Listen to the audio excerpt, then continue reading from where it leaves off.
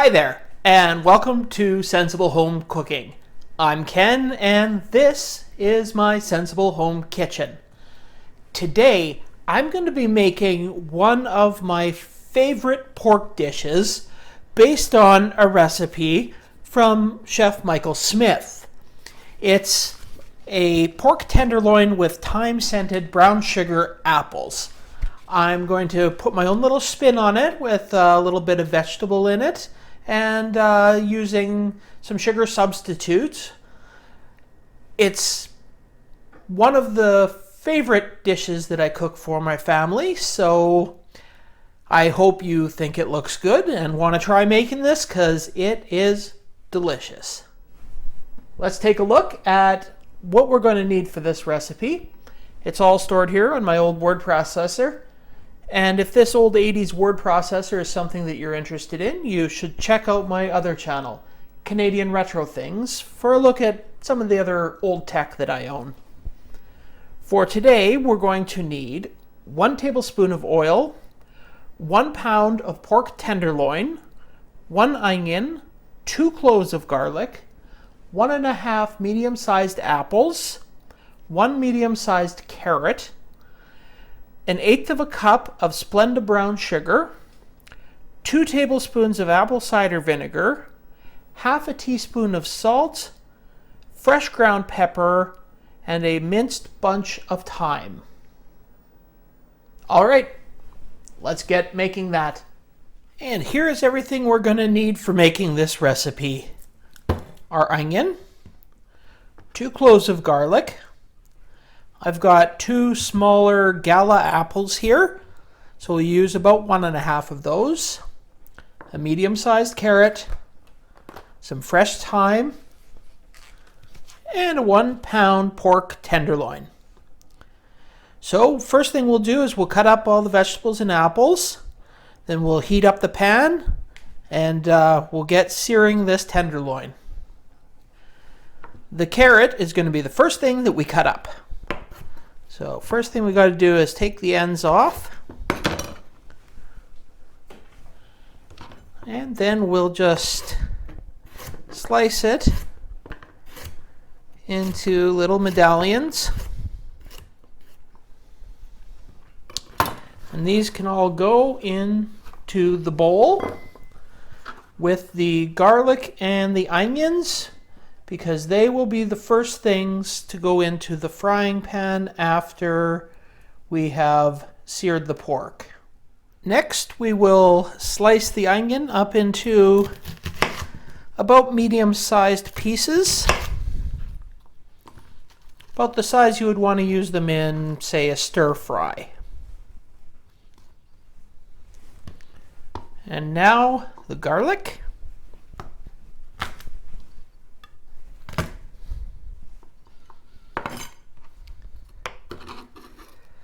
There we go, some nice diced garlic. Now we have our bowl of onions, garlic, and carrots. And we can take some of this nice thyme here. Now, due to a slight technical issue with the camera, I forgot to turn it on. I've already cut up the apples and cut up the pork tenderloin. So with the apples, you leave the skin on.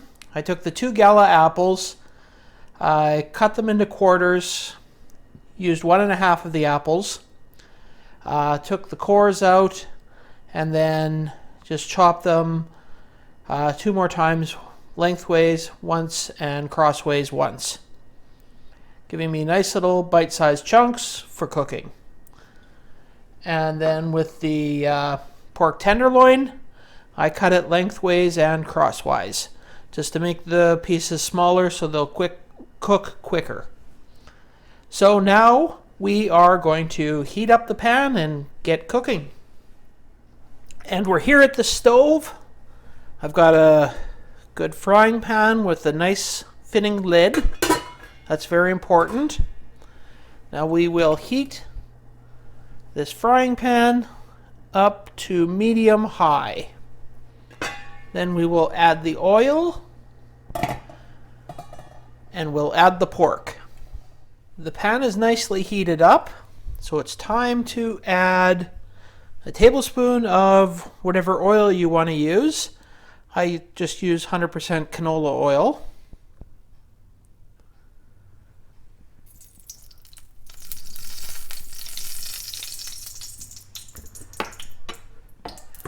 Now you got to get it all nicely coating the bottom of the pan. It's really warm, so it's going to smoke a little.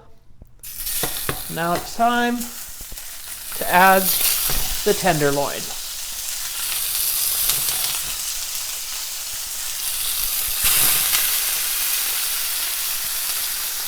And you want to keep the pan nice and hot so it sears the outside of the meat really, really well, locking in all the juice and flavor.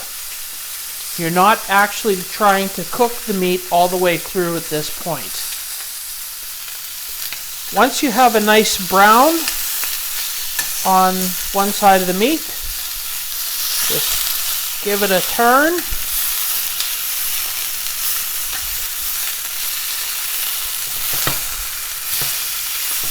You want the other side to match. When it's just about time to take the meat off, you want to get a plate, some tin foil,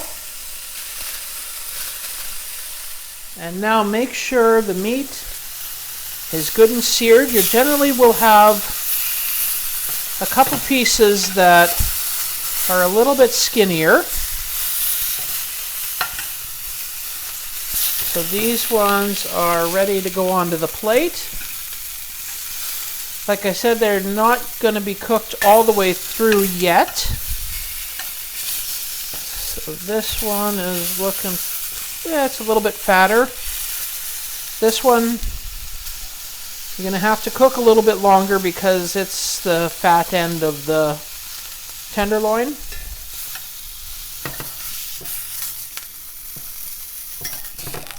Now these can go onto the plate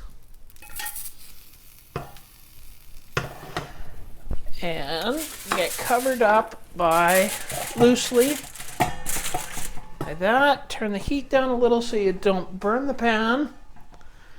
And then add in your vegetables.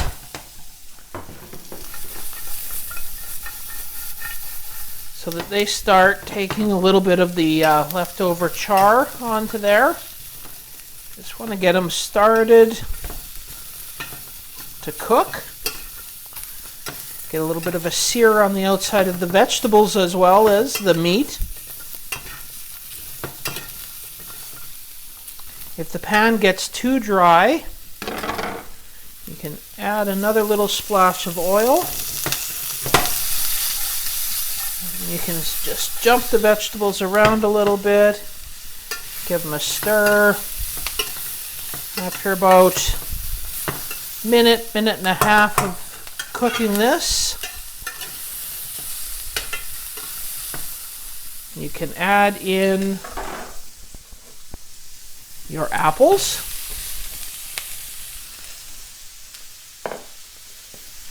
And continue cooking those for another minute to a minute and a half. Once you start getting a little color on all of this, you can add in your salt, 2 tablespoons of Splenda brown sugar substitute,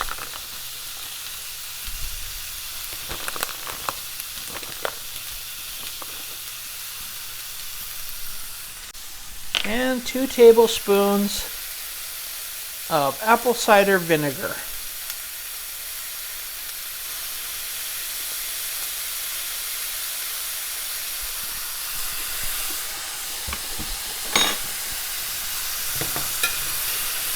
Give that a little stir around just to get the flavors going. And turn the heat down now, because you're now going to be finished cooking the pork in this. So you can get rid of the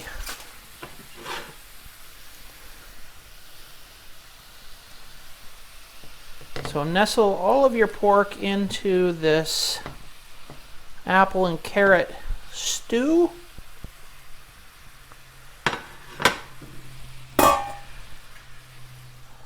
Cover it. Let it simmer for about 5 minutes. One ingredient that I forgot to put into this, a very important one, is your fresh ground pepper.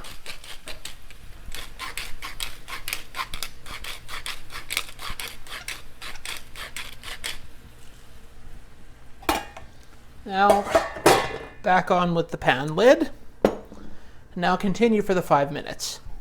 Once the 5 minutes is done, you can take the pork out onto a cutting board. Mix the thyme into the apple and vegetables. And put all of this out onto a plate. Keep some of the juice in the pan. And now you want to slice the pork up. And if it's still looking a little bit pink, put it back into the pan. Turn the heat up just a little bit for another minute or so, and everything should be good. Now that last minute of cooking also allows any of the juice that's left to thicken up a little bit. So you put all of this pork on top of this delicious sauteed apples and carrots. Pour a little juice on it.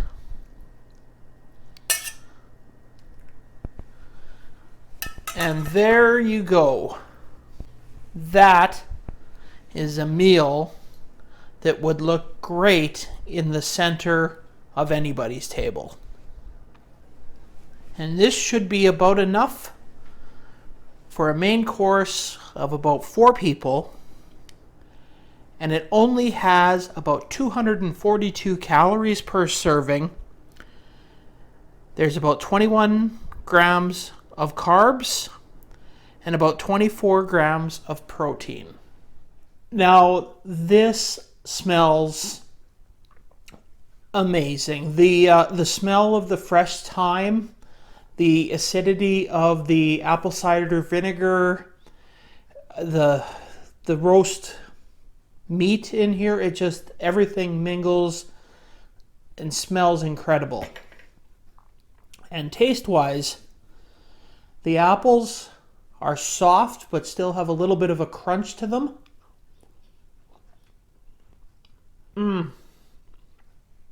They taste amazing. And the meat,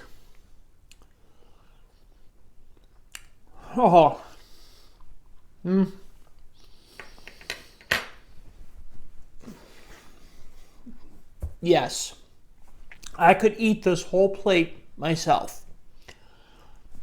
I'm not going to. I will share it with my family, but I could. It's delicious. It's wow. I hope you try this because it is so good and it's not that hard to make. So I'm going to set the table and I'm going to get ready to eat. So I will see you next time. And if you enjoyed this video, don't forget to leave a comment, subscribe to the channel, and yeah, give me a thumbs up. All right, bye.